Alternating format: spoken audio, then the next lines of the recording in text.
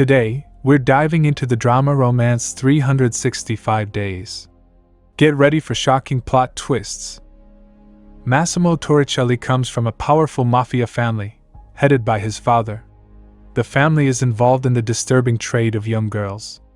Massimo watches through binoculars as a woman walks along the beach. His father, however, refuses to participate in human trafficking, despite pressure from his partners. After their discussion, tragedy strikes. His father is shot by a sniper, dying instantly, while Massimo is left seriously injured. Years later, Massimo has taken over as the head of the family. He confronts a group of bankers who had advised him to invest in a risky venture. The deal has failed, causing significant financial loss. Determined to recover the money, Massimo demands it from the financiers, but they refuse. In retaliation, Massimo digs up compromising information on each of them. His threats work, and the financial issue is swiftly settled. Laura Beale is in New York, working at a hotel. One of her colleagues attempts to blame her for recent issues at the hotel, but Laura cleverly shifts the blame, leaving her coworker to take the fall. Afterward, she returns home, where her fiancé, Martin, is waiting.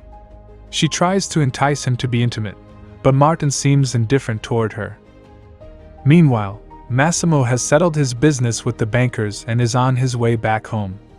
While on the plane, he receives news that someone has intercepted his shipment of powder. This unexpected turn of events clearly frustrates him. Laura and Martin travel to Sicily for her birthday vacation. In the evening, Martin wishes her a happy birthday, but his attitude is cold and distant. As Laura heads to the bathroom, she crosses paths with Massimo, who is there by coincidence. But when she turns around, he has already vanished, leaving her to wonder how he managed to disappear so quickly. It's clear he's not there by chance. He must have jumped over a nearby fence and hidden in the bushes. The next day, Laura relaxes by the pool with a friend and vents about her troubled relationship with her fiancé, Martin. Just as she's trying to unwind, Martin shows up and ruins her mood even further. Laura begins to realize that he is selfish and thoughtless. He didn't even bother to get her a proper gift. Martin is more focused on himself than on her, and they end up having a heated argument. That evening, Laura decides to take a walk through the city to clear her mind. While strolling through an alley, she unexpectedly encounters Massimo. The encounter leaves her unsettled, and the following morning, Laura wakes up in an unfamiliar room. The door is locked, and she is trapped. She spends the entire day without access to a bathroom, growing anxious and confused. In the evening, the door opens, revealing that she's in an ancient castle. As she wanders through the hallways, she stumbles upon a portrait of herself on the wall, which shocks her. Massimo suddenly appears behind her, and Laura demands answers. He reveals that she was kidnapped with the goal of making her fall in love with him. After being shot on the rooftop, Massimo had a vision of the woman he loved, Laura. His survival was thanks to this vision, and he spent years searching for her.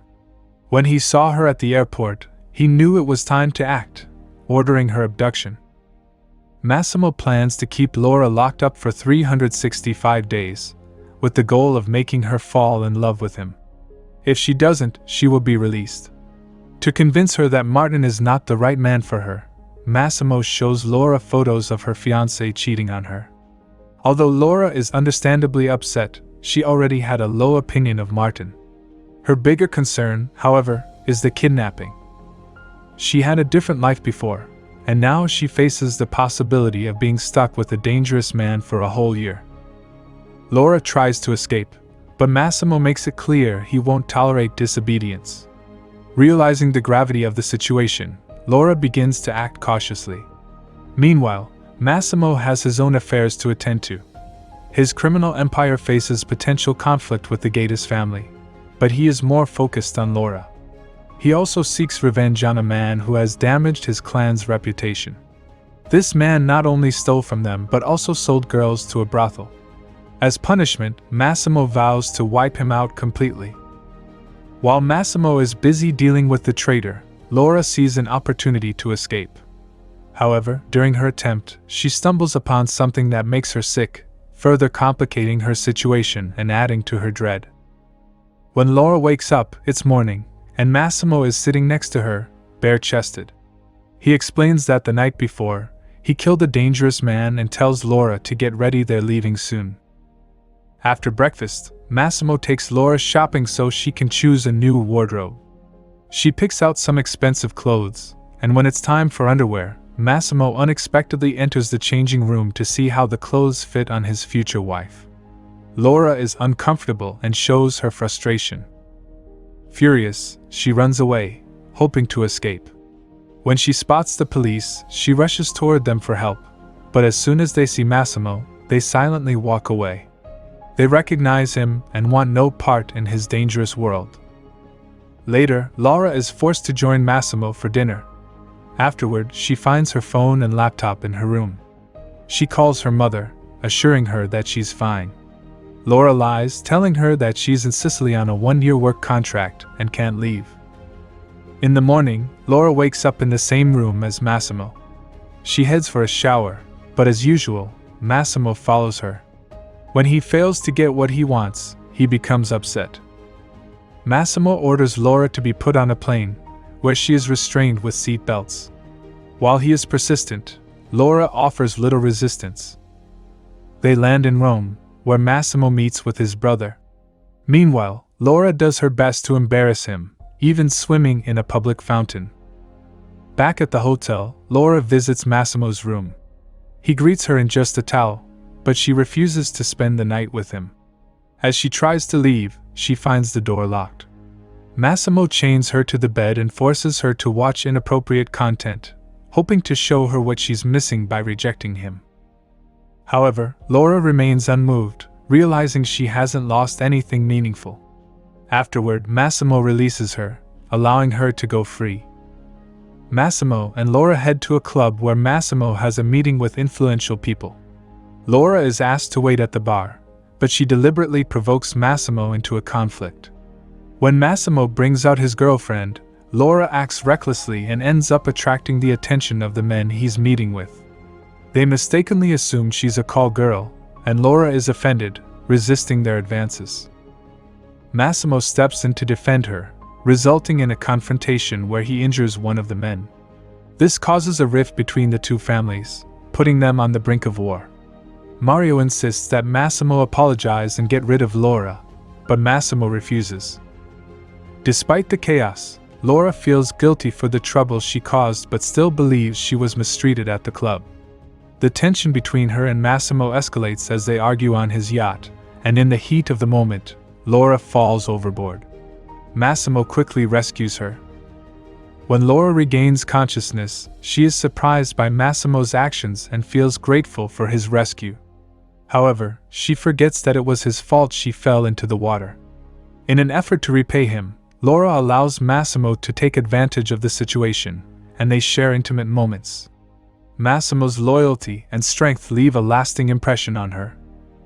Massimo invites Laura to a ball, but things take an unexpected turn when Anna, a woman from Massimo's past, appears. Anna had been his girlfriend before he met Laura and is clearly jealous of her. She promises to destroy Laura, and Massimo takes her threat seriously. After the ball, he tells Laura that for her own safety, he will send her back to Poland. Once back home, Laura visits her friend Olga and shares everything that's happened. The two decide to unwind by first visiting a spa and then heading to a nightclub. At the club, Olga quickly finds a boyfriend and disappears, leaving Laura to meet Martin, who wants her back. He follows her home and tries to enter, but Massimo is already there. Upon seeing Massimo, Martin backs off. Laura is furious with Massimo for sending her away to Poland without explanation and for disappearing without contact. However, Massimo is in no rush to explain himself. Instead, he takes a more intimate approach, leading Laura by the window and later to the couch. There, Laura notices a scar on his chest, realizing that Massimo had been through an ordeal. In a moment of clarity, Laura admits that she no longer wants to wait 365 days to fall in love with him because she has already fallen for him. In the morning, Laura woke up to find an engagement ring on her finger. Without hesitation, she accepted Massimo's proposal. The couple went shopping and then met their parents, who instantly liked Massimo. They decided to have the wedding in Sicily, but Massimo insisted that none of Laura's family be invited to avoid exposing his actions. Only Olga was allowed to attend. Meanwhile, Laura wasn't feeling well. When she met with Olga, she shared her concerns about her health, and it was then that Olga realized Laura was pregnant. Olga advised her not to hide the news from Massimo. Together, they went to choose a wedding dress, and Laura was thrilled when she found the perfect one. Later, at home, Laura called Massimo to tell him about the pregnancy. However, at the same time, Mario learned that an assassination attempt was being planned against Laura. While trying to reach Massimo to warn him, Mario was unable to get through because Massimo was on the phone with Laura. As Laura's car entered a tunnel, the connection was lost. Mario rushed to the scene, but he was too late. Massimo saw the look on his face and understood what had happened. In that moment, he realized he had lost the love of his life forever. Thank you for being with us.